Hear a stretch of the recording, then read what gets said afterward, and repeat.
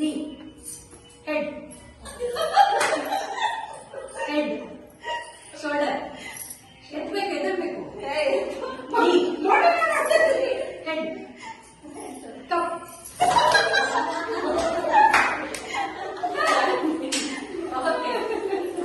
ಬೇಗ ಬಂದದ್ದು ಕಪ್ನು ಬೇಗ ಎತ್ತಬೇಕು ಹೌದಾ.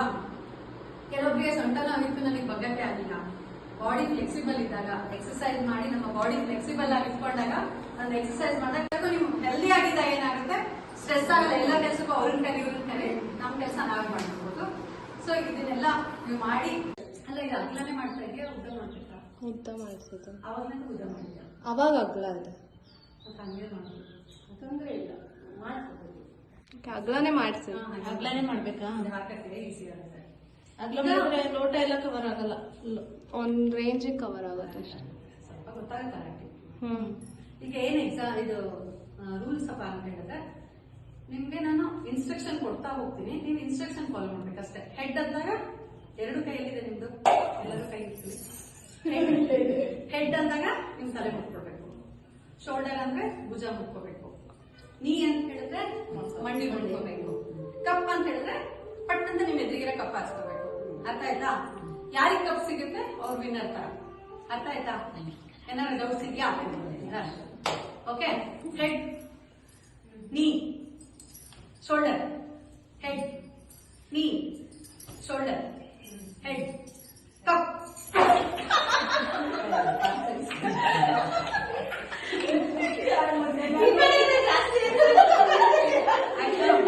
ಈ ಕಡೆ ಎಲ್ಲರೂ ಕಪ್ ತಗೊಂಡಿದ್ದೀರಾ? ತಗೊಂಡಿರೋದೆಲ್ಲ ಈ ಕಡೆ ಬಂದು ಸ್ಟಾಪ್ ಮಾಡು. ಎಲ್ಲರಿಗೂ ಖುಷಿ ಆದಂಗ ಆಯ್ತಾ ಆಟ ಆಡಿದ್ರೆ? ಅಲ್ಲ ಆಯ್ತಾ? ಇದು ಆಡಿದಾಗ ನಿಮಗೆ ಒಂದ್ ಸ್ವಲ್ಪ ಟೆನ್ಷನ್ ರಿಲೀಸ್ ಆಯ್ತಾ? ಆಯ್ತಾ? ಆಗ್ಲಿಂದ ಕ್ಯಾಲ್ಕುಲೇಷನ್ಸ್ ಏನೇನೋ ಸುಮಾರಷ್ಟು ಮಾಡಿದಿರಾ, ಟೆನ್ಷನ್ ಕಡಿಮೆ ಆಯ್ತಾ? ಈ ಕಪ್ಪಿಂದ ಸ್ಟ್ರೆಸ್ ಯಾಕೆ ಕಡಿಮೆ ಆಯ್ತು ಅಥವಾ ಇದರಿಂದ ಹೆಂಗೆ ನಾವು ಏನ್ ಕಲ್ತ್ಕೋಬಹುದು ಅಂತ ಯಾರಿಗಾದ್ರು ಏನಾದ್ರು ಅನ್ಸುತ್ತಾ?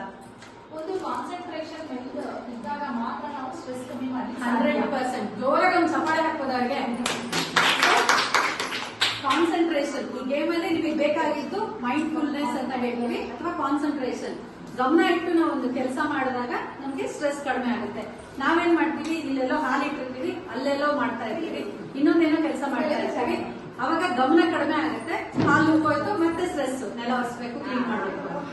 ಯಾಕೆಂದ್ರೆ ಇದೆಲ್ಲ ಗಮನ ಇಲ್ಲದಲ್ಲೇ ನಾವು ಕೆಲಸ ಮಾಡಿದಾಗ ನಮಗೆ ಆಗುವಂತಹ ಸ್ಟ್ರೆಸ್ ಫ್ಯಾಕ್ಟರ್. ಮತ್ತೆ ಫಸ್ಟ್ ಟೈಮ್ ಮಾಡಿದಾಗ ಸೆಕೆಂಡ್ ಆಟ ಆಡಿದಾಗ ನಿಮಗೆ ಸ್ವಲ್ಪ ಜನಕ್ಕೆ ಈಸಿ ಅನಿಸ್ತಾ? ಹೌದಾ? ಇದೇ ತರ ಯಾವುದೇ ಕೆಲಸ ಆದ್ರೂ ಎಕ್ಸ್ಪೋಜರ್ ಥೆರಪಿ ಅಂತ ಹೇಳ್ತೀವಿ. ಫಸ್ಟ್ ಟೈಮ್ ಮಾಡಿದಾಗ ಯಾವುದೇ ಕೆಲಸ ಇರ್ಬೋದು. ಈಗ ನಮ್ಗೆ ಎಕ್ಸಾಂಪಲ್ ಅಡಿಗೆ ಮಾಡೋದು ಅಂತ ಇಟ್ಕೊಳ್ಳಿ. ಮದುವೆ ಆಗಿ ಬಂದಾಗ ಫಸ್ಟ್ ಟೈಮ್ ಅಡಿಗೆ ಮಾಡೋದಂದ್ರೆ ಎಲ್ಲರಿಗೂ ಭಯ ಇರುತ್ತೆ, ಏನ್ ಹೆಚ್ಚು ಕಡಿಮೆ ಆಗ್ತದೆ. ಈಗ ಅದೇ ನಿಮಗೆ ಒಂದು ವಾರನೋ 15 ದಿವಸನೋ ಆದ್ಮೇಲೆ ಏನಾಗುತ್ತೆ, ಅಭ್ಯಾಸ ಆಗುತ್ತೆ. ಈಗಂತೂ ಮಾತಾಡೋಂಗಿಲ್ಲ, ತುಂಬಾ ವರ್ಷ ಆಗಿರುತ್ತೆ, ಪಟ ಪಟ ಕಣ್ಣು ಮುಚ್ಕೊಂಡಾದ್ರೂ ಅಡಿಗೆ ಮಾಡ್ತೀರಾ. ಸ್ಟೇಜ್ ಮೇಲೆ ಮಾತಾಡೋದಾದ್ರೂ ಅಷ್ಟೇ. ಫಸ್ಟ್ ಟೈಮ್ ಹೋದಾಗ ಕೈಕಾಲು ನಡೀತಾ ಇರುತ್ತೆ, ಬೆವರ್ತಾ ಇರ್ತೀವಿ, ಏನೇನೋ ಅನ್ಸ್ತಾ ಇರುತ್ತೆ. ಅದೇ ನಿಮ್ಗೆ ಸಣ್ಣ ಸಣ್ಣ ತೊಡು ಒಂದು 10 ಜನ 15 ಜನ ಇರ್ತಾರೆ, ಮಾತಾಡ್ತಾ ಏನಾಗುತ್ತೆ, 100 ಜನಕ್ಕೆ ಬಿಟ್ಟರು ಆರಾಮ್ಸೆ ಮಾತಾಡ್ತೀವಿ. ಯಾಕೆ ಅಂದಾಗ ಜಾಸ್ತಿ ಮಾಡಿದಾಗ ಅದನ್ನ ಕಾಗ್ನಿಟಿವ್ ಬಿಹೇವಿಯರ್ ಥೆರಪಿ ಅಂತ ಹೇಳ್ತೀವಿ, ಅಥವಾ ಎಕ್ಸ್ಪೋಜರ್ ಥೆರಪಿ. ಜಾಸ್ತಿ ಸತಿ ನೀವು ಮಾಡಿದಾಗ ಏನಾಗುತ್ತೆ, ಮನಸ್ಸಿಗೆ ನಿಮ್ಗೆ ಮೈಂಡ್ ಅದಕ್ಕೆ ಕಸ್ಟಮ್ ಆಗ್ಬಿಡುತ್ತೆ, ಸೆಟ್ ಆಗುತ್ತೆ, ಪ್ರಾಕ್ಟೀಸ್ ಆಗುತ್ತೆ. ಪ್ರಾಕ್ಟೀಸ್ ಇಂದ ನಿಮ್ಗೆ ಕೆಲಸಗಳು ಈಸಿ ಆಗುತ್ತೆ. ಯಾವುದೇ ಕೆಲಸ ಅಲ್ಲ, ಅದಕ್ಕೆ ಮನೇಲಿ ಒಂದು ಐಟಮ್ ಜೋಡಿಸಿದ್ರು ಅದೇ ಆರ್ಡರ್ ಇಡಿ, ಪದೇ ಪದೇ ನಮಗೆ ಟೈಮ್ ಸೇವ್ ಆಗುತ್ತೆ. ಟೈಮ್ ಮ್ಯಾನೇಜ್ಮೆಂಟ್ ಅಂತ ಅದಕ್ಕೆ ಹೇಳ್ತೀವಿ. ಕರೆಕ್ಟ್ ಪ್ರಿಪರೇಷನ್ ಇದ್ರೆ, ಕರೆಕ್ಟ್ ಪ್ರಾಕ್ಟೀಸ್ ಇದ್ರೆ ಏನ್ ಕೆಲಸ ಬೇಕಾದ್ರೂ ನೀವು ಸಾಧಿಸಬಹುದು. ಮತ್ತೆ ಪ್ರಿಪರೇಷನ್ ಅಂತ ಹೇಳಿದ್ರೆ, ಪ್ರಿಪರೇಷನ್ ಅಲ್ಲಿ ನಾಳೆ ಆಗೋ ಕೆಲಸಗಳು ಇವತ್ತೇ ನೀವು ಒಂದು ಲಿಸ್ಟ್, ಒಂದ್ ಸಣ್ಣ ಡೈರಿ ಅಂತ ಮನೇಲಿ ಮೇಂಟೈನ್ ಮಾಡ್ಕೊಂಡು, ನಾಳೆ ಈ ತಿಂಡಿ ಬೇಕು. ಕೆಲವೊಬ್ರು ಮನೇಲಿ ನೋಡಿರ್ಬೋದು, ಒಂದು ವಾರಕ್ಕಾಗಷ್ಟು ತಿಂಡಿ ಬರ್ಬಿಟ್ಟಿರ್ತಾರೆ, ಬೋರ್ಡ್ ಹಾಕೊಂಡಿರ್ತಾರೆ. ತಿಂಡಿಗಳು ಏನೇನ್ ಬೇಕು ಅದಕ್ಕೆ ತಕ್ಕಷ್ಟು ದಿನಸಿ ಸಾಮಾನು, ಅದಕ್ಕೆ ತಕ್ಕಷ್ಟೇ ಅವ್ರ ಬಜೆಟ್ ಪ್ಲಾನಿಂಗ್ ಎಲ್ಲ ಮಾಡ್ಕೊಂಡಿರ್ತಾರೆ. ಎಷ್ಟು ಚೆನ್ನಾಗಿ ಅಂದ್ರೆ ದುಡ್ಡು ಸೇವ್ ಮಾಡ್ತಾರೆ, ಟೈಮು ಸೇವ್ ಮಾಡ್ತಾರೆ, ಟೆನ್ಷನ್ ಸೇವ್ ಮಾಡ್ತಾರೆ. ಇದನ್ನ ನಾವು ಪ್ರಿಪರೇಷನ್ ಅಂತ ಹೇಳ್ತೀವಿ. ನಾಳೆ ಬೇಕಾಗಿರೋ ವಸ್ತುಗಳು ಇವತ್ತೇ ಎಲ್ಲ ರೆಡಿ ಮಾಡ್ಕೊಂಡ್ರೆ ನಿಮಗೆ ಎಲ್ಲದರಲ್ಲೂ ಟೈಮ್ ಸೇವ್ ಮಾಡೋದು, ಆಂಗ್ಸೈಟಿ ಲೆವೆಲ್ನ ಕಡಿಮೆ ಮಾಡ್ಕೋಬಹುದು.